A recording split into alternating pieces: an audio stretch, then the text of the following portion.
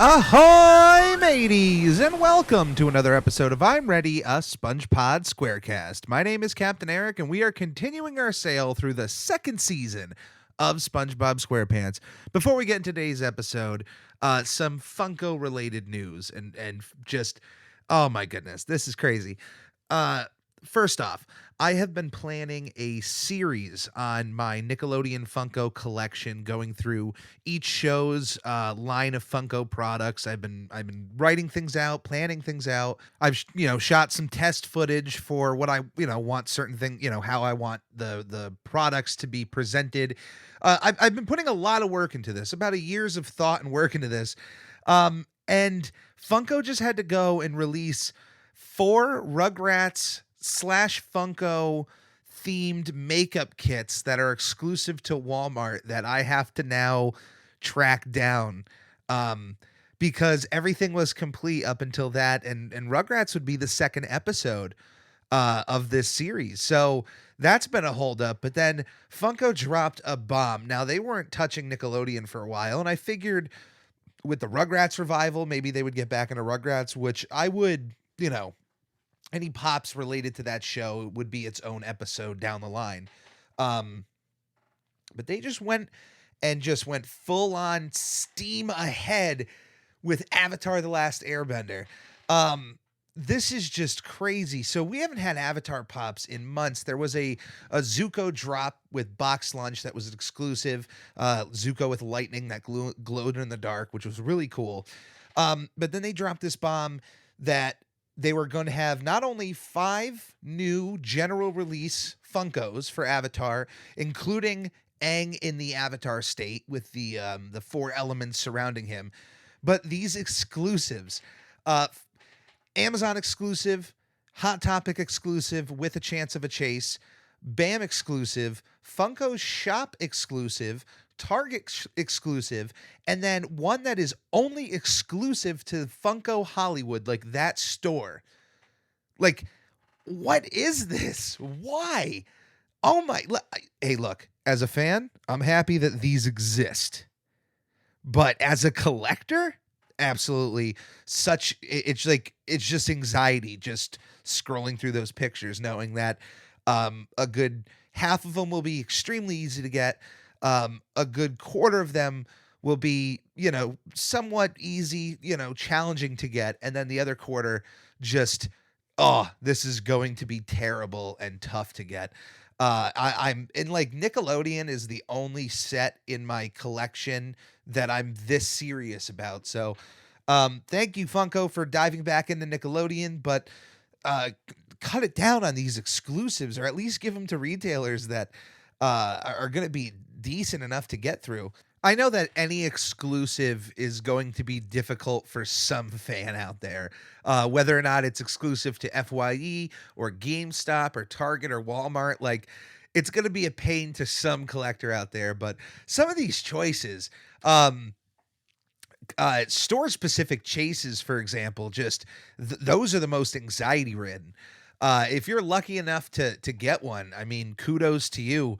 I was very lucky with Korra. I was not so lucky with Aang, because both Aang and Korra had Hot Topic exclusives that also had the possibility of a chase, which is a 1 out of 6 chance. For those who don't know the whole Funko thing and keep hearing chase going, like, what does that mean?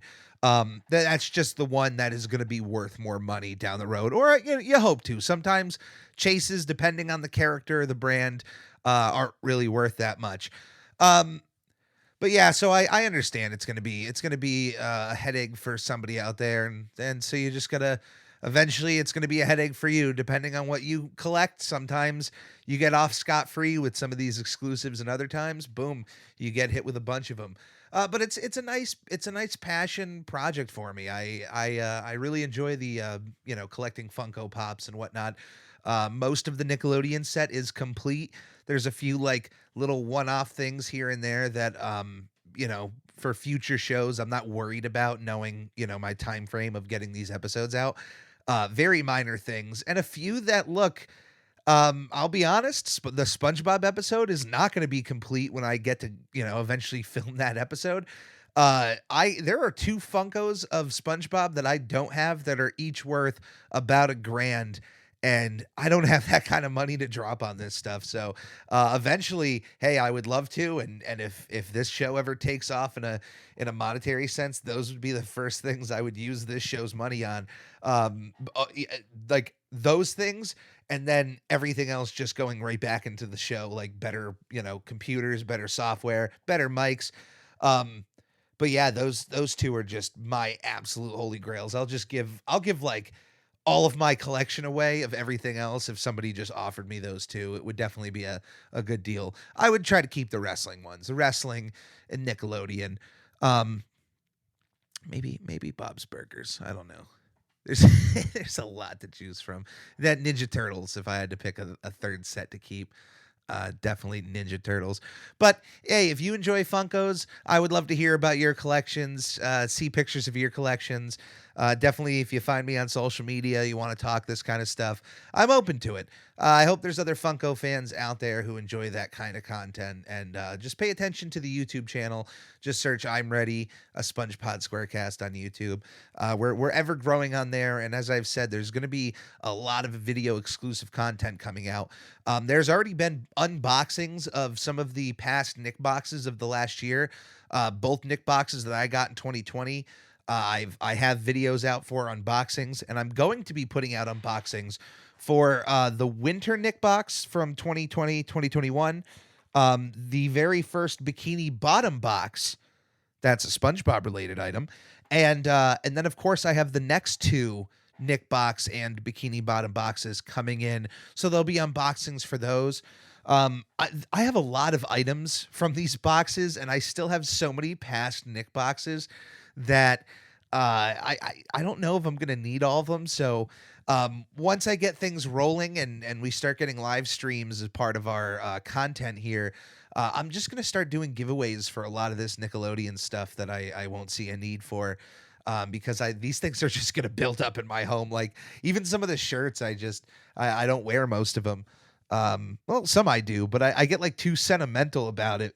Like I don't want to ruin it by wearing it. It's something that happens. Today's episode is dumped. And before we get into today's episode, we're going to take a quick break to listen to everyone's favorite ad. New one is upcoming. I'm going to be working on that. I have some, I'm kind of like writing the script out at this point. But we're going to listen to that ad. Definitely, hey, hear the man's warning. Listen to that guy. He is a guy you can trust. But we're going to listen to that ad, and then we'll be right back. Hey, Larry! Want to hear a joke? Oh, Gary used to love this one. What do you call a snail on a ship? A snailer! Ah! Ah! Don't you get it, Larry? A snailer. Gosh, Larry sure is different than Gary. And Gary and Larry are real different than Jerry. Oh, Gary, why did you have to go? Why, Gary? Magic Con, will I ever get to meet Tom Kenny? Maybe someday. Oh, so you're saying there's a chance. Okay. Should I tell fans of the show how they can support us? Yes. Goofy Goobers, supporting the show is shockingly easier than catching a blue jellyfish. Right from our anchor page, anchor.fm/SpongePod, you can find links to all of our social media and a support button if you happen to have a few extra clams. Also follow us on twitch.tv/SpongeBobPodcast, where it's not only the official home to our sister show, Video Bob Game Pants, it's also where I stream live drawings of various Nickelodeon characters and host the opportunity for commissions and giveaways. Lastly, the official merchandise store is now open at redbubble.com/people/SpongePod, where various designs will be uploaded inspired by our show, including our official logo, which is now available on a multitude of products like t-shirts, stickers, duvet covers, and even a shower curtain. This is a podcast by a fan, for fans, and will always be fan-driven. Any way you see fit on supporting our show is much appreciated. Thank you, and enjoy.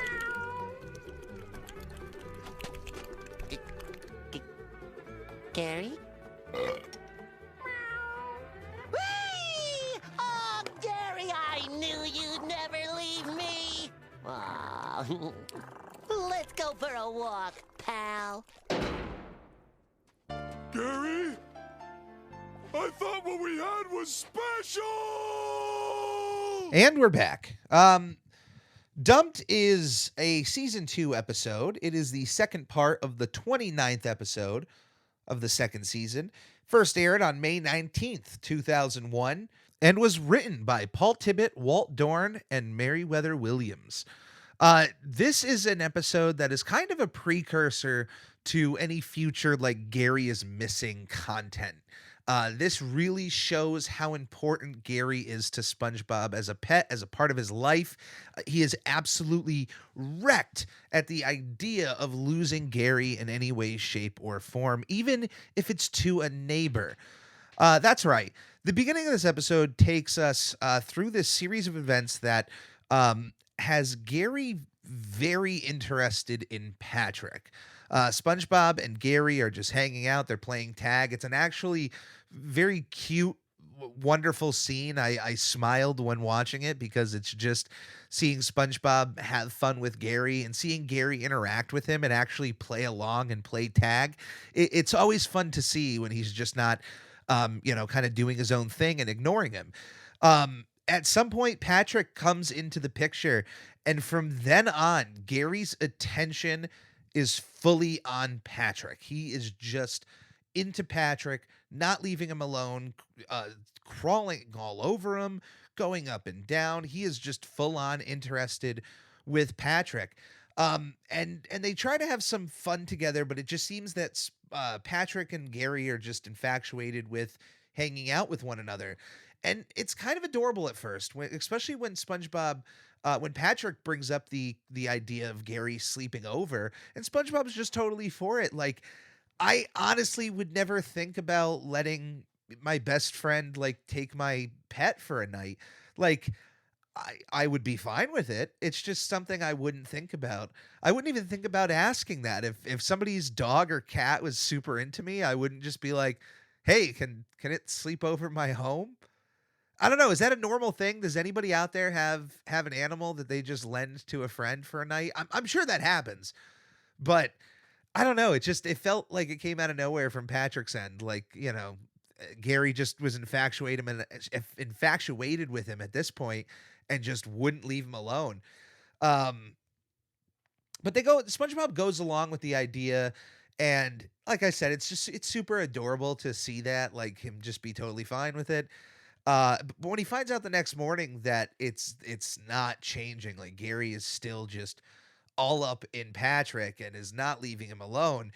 Now, for those that know the end of this episode and shows what Gary was really into, Gary is an intelligent pet. He understands SpongeBob and seems to acknowledge this unspoken communication between the two. Like, he understands what SpongeBob is saying. So I'm going to spoil the ending, and I'm skipping over a lot here, but the fact that this entire time Gary is infatuated with a cookie, that he is willing to put SpongeBob through emotional distress for that cookie, is hilarious.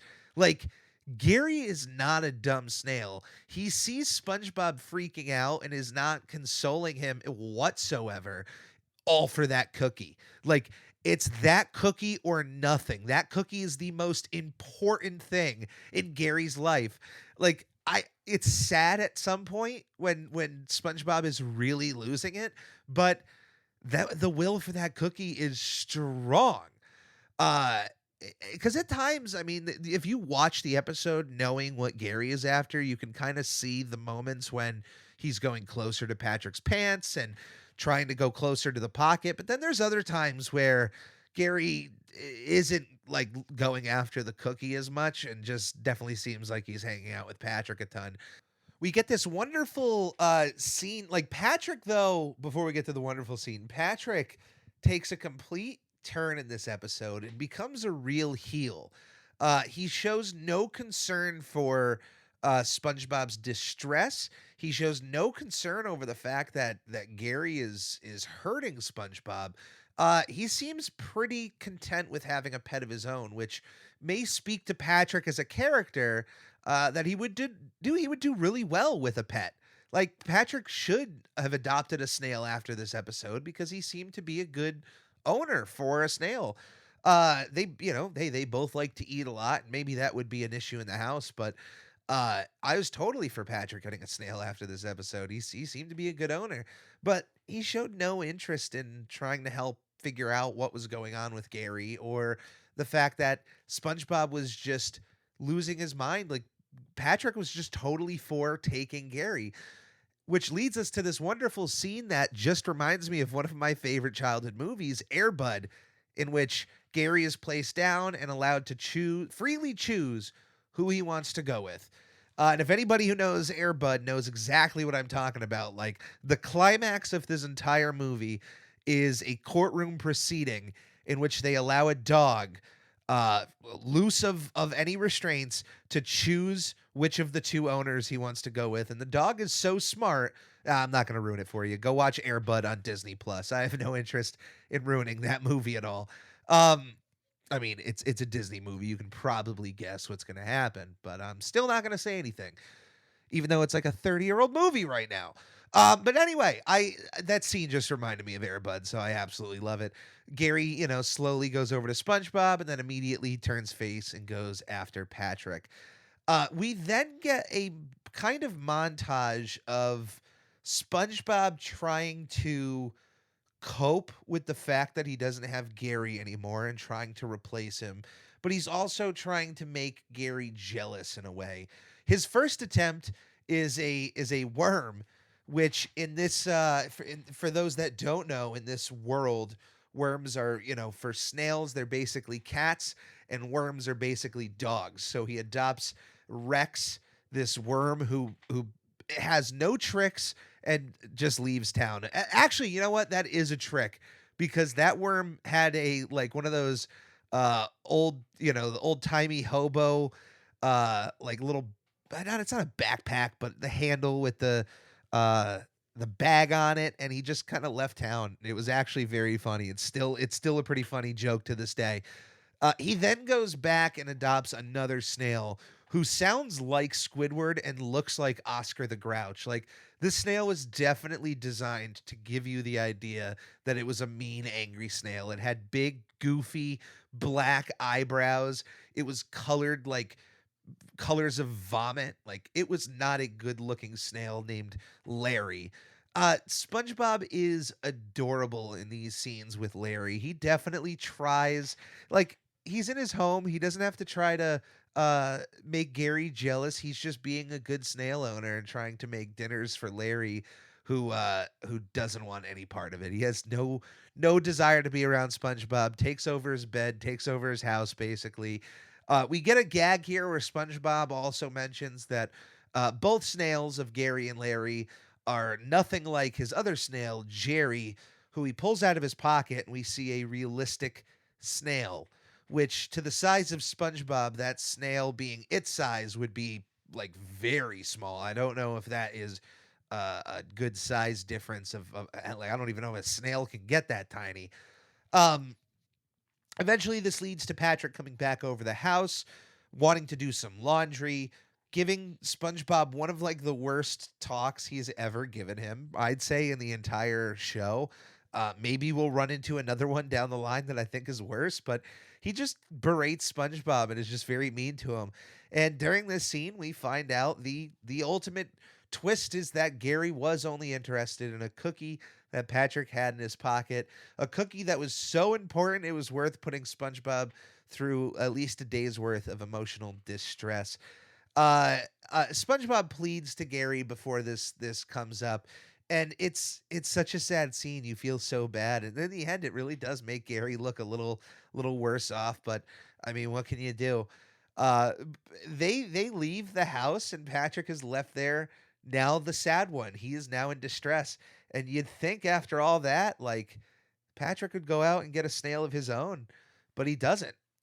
Patrick doesn't get a pet, which I'm okay with in the end, but it just seems really weird for him to get so bent out of shape over losing Gary. Like, I think it would have been better for him to not want Gary around and then be happy when SpongeBob takes him back, so that both characters can walk away on a happy note. But They unfortunately don't get that here in this episode. One walks away extremely happy, and the other one, at least for the time being, is upset. And that is the episode Dumped.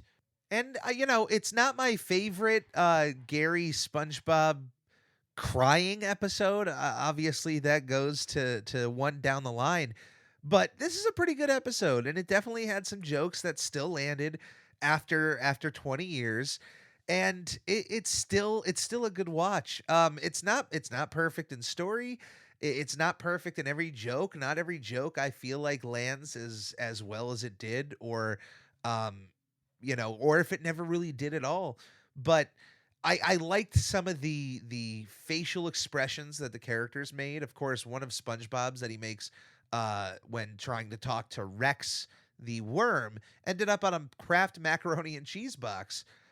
So this episode has been used in marketing. That's pretty cool. But yeah, this was just like I said, it's a precursor to future episodes that have SpongeBob and Gary at its core story element. And this one definitely set the bar high that they would definitely leap down the road at least once.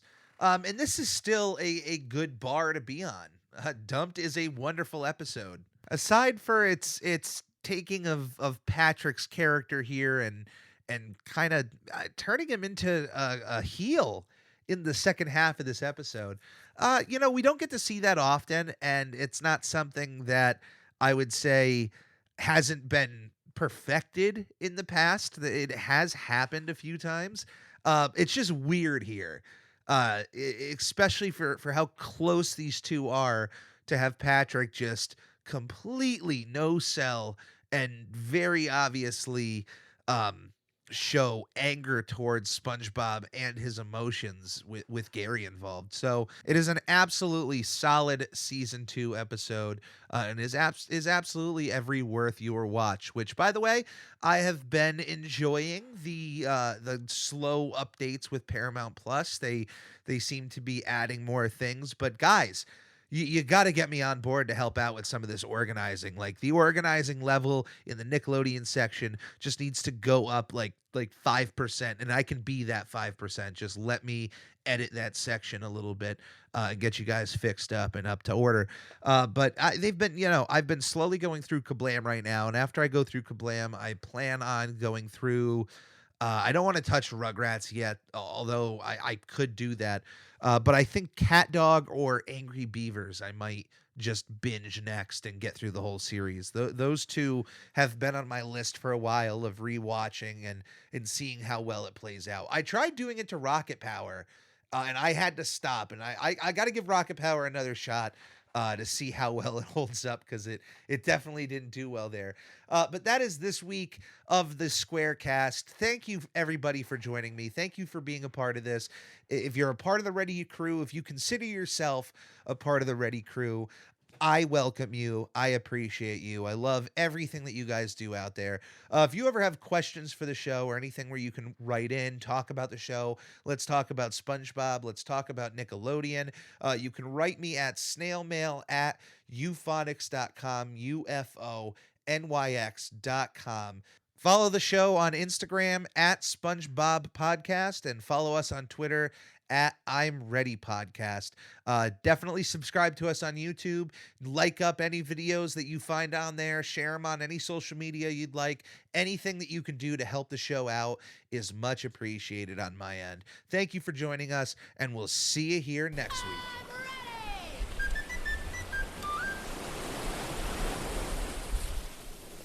Magic Conj, will I ever get to meet Tom Kenny? Maybe someday. Oh, so you're saying there's a chance. Okay. Should I tell fans of the show how they can support us? Yes. Goofy Goobers, supporting the show is shockingly easier than catching a blue jellyfish. Right from our anchor page, anchor.fm/SpongePod, You can find links to all of our social media and a support button if you happen to have a few extra clams. Also follow us on twitch.tv/SpongeBob Podcast, where it's not only the official home to our sister show, Video Bob Game Pants, it's also where I stream live drawings of various Nickelodeon characters and host the opportunity for commissions and giveaways. Lastly, the official merchandise store is now open at redbubble.com/people/SpongePod, where various designs will be uploaded inspired by our show, including our official logo, which is now available on a multitude of products like t-shirts, stickers, duvet covers, and even a shower curtain. This is a podcast by a fan, for fans, and will always be fan-driven. Any way you see fit on supporting our show is much appreciated. Thank you, and enjoy.